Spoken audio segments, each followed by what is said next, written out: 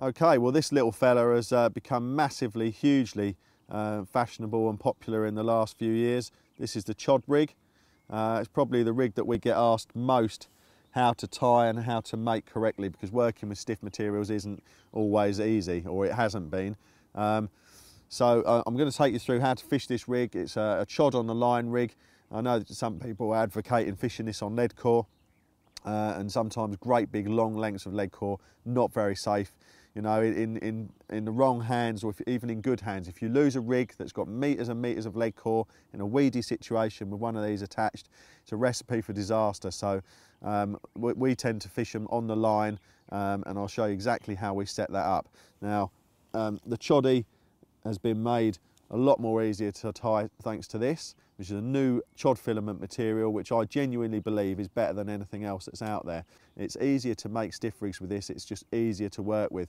And also, if you want to shape your rig, impart any kind of curvature to it, then this does what you tell it first time of asking, no steaming or messing about required. So I'm going to tie up the rig using the mouth trap and of course the choddy hooks, which were designed for this kind of rig.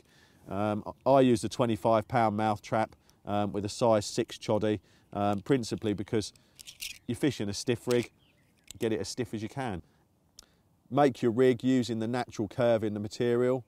I use a knotless knot. I know some people say that's rubbish for this rig, you need to use a whipping knot. I don't think that's really true, because the material, you can shape it and make it how you want it to be. So knotless knot works well for me and the boys. So pass it through the back of the shank and make your knotless knot in the normal fashion. Like so. I use 7 turns, I think that was 7, I wasn't counting, but it looks about right. And pull it nice and tight. So as you can see, I've used the curve that's in the material. So straight away, as it's come off the spool, you can see you've got a nice curved rig there before you've even had to do anything to it. Now, the tag end, I'm going to get a cord, a rig ring, the largest one that we do. Large ones give them bait lots of movement, and the secret with a lot of stiff rigs is to have a stiff rig but good movement to the stiff rig. So we just pop the tag end back through there to make a little D, and we'll just pull that down, trim it off and blob it with a lighter, which in this breeze is going to be tricky. So bear with me. Okay, so once you've made the D, just blob it off with a lighter. I had to do that out of shot because of the breeze. You can see that's blobbed nicely. And what I like to use is any old sort of rig tool that's got a tapered point on it to make my D. I'm really fussy about the shape of my Ds. And a tapered needle like this will get you a perfect D every time. Put that through there and pull it tight, and you'll find that you get an absolutely perfect D. You can stretch it and make it any shape you want. I'm just going to show you what we're going to attach it to before we attach it. So I've got a little rig that I made up earlier to show you. This is on a length of main line. At this end, we've got a small lead. This type of rig, you want to really use the lightest lead you can get away with. This is at about 1.5 ounces. I've got a cut down tail rubber. As you can see, I've cut the swivel off of the lead, and then I've cut the pointy bit off of the tail rubber and pushed that down over the loop that's on the lead. It just basically means that when the beads come down, you can see that the bead sits against there better than it would if it was all pointed like the normal end of the tail rubber. And then up here you can see basically there's 2 of our 4mm rubber beads and 2 small sinkers, and in between the whole lot a size 11 ring swivel mounted with the ring onto the line. And what you do is you push the beads onto the sinkers, bit of travel between the 2 beads, like I've got maybe 1 inch or so. You'll find that the top bead will pop off that sinker very, very easily, and the rig is free running and extremely safe. So we're going to attach the chod rig that we've tied to that. What I'm going to do is attach the chod rig slightly differently to what most people are doing, taking a leaf from out of Uncle Jim's book. He's been using a loop in his chod rigs for quite a while, and once you put a loop in the bottom of this stiff section where you attach it to the swivel, the movement in this kind of direction, 360, is quite incredible. So I'm going to show you how I do that. So the ring of the swivel is on the line, and what we're going to do is tie the end of the chod section to the eye of the swivel. Whatever length you like. I mean, I I generally like quite long ones, but I'm going to tie this a bit short. Pass it twice around blood knot style. It's going to be very difficult to show you this, but it's twisted round there twice, and then pop it back through the loop that you've made,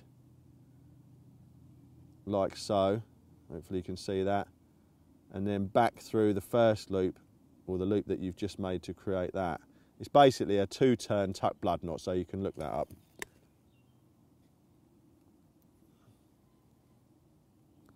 Okay. Now, that looks a bit of a mess, but what I'll do now is put a puller tool through the loop, like so. Make sure that your swivel is on the inside by the knot and not round jammed against the plastic.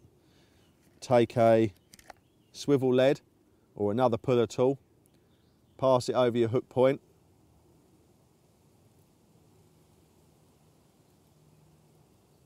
and wet it and pull the whole thing down tight.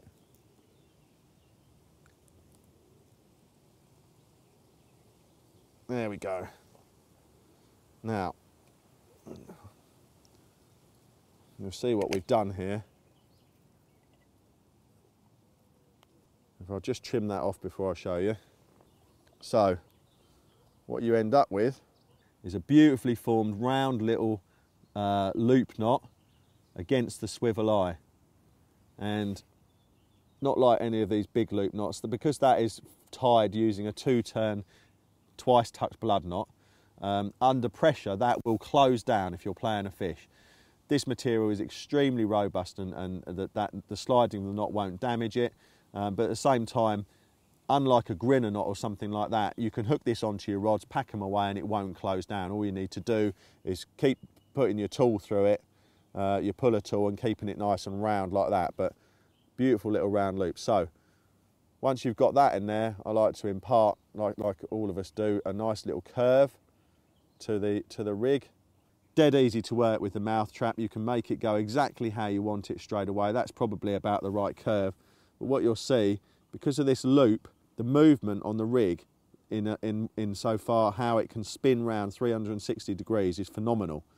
It takes the slightest touch from the back of the hook. So basically it means whichever direction the carp sucks the bait from, or even if it's coming in to pick up the bait with its mouth, the bottom lip touches the back of this curved section, this will spin round every time. If you make it up with a pop-up, obviously you need to use it with pop-up, but if you put a bait on it and drop it in the edge and just touch it, you'll see it spins around in a very dangerous, catchy type fashion. So the 4mm Corda rubber bead fits on these sinkers perfectly. Now you'll find when you look at these 4mm beads that there is a large hole and a small hole. There's a bigger bore one side, smaller bore the other side. With the top bead, you want the bigger hole to be facing down the line so that it fits over the top of your sinker like so. And that means it'll fit over it nice and easily, and it'll also pop off nice and easily. So there you go. All we need to do now is add a bait. Take a length of dental floss, make a loop in your floss like that, and then all you're going to do is make another smaller loop that sits inside the bigger loop, like so. Very straightforward. Take the end and pass it through both loops twice. Once and twice. Okay, and then when you slowly pull this down, you'll find that the smaller loop on the inside disappears and pulls tight, and you now have a slip knot with a larger loop, which if you see I pull both ends, gets smaller. That's going to go around your bait. Pass it inside the loop, make sure it's nice and centrally placed around your boilie, pull it up nice and tight.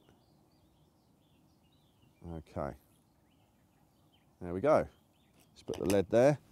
Okay, so the end of your floss is going to be passed through the mini ring on the back of the hook, like so.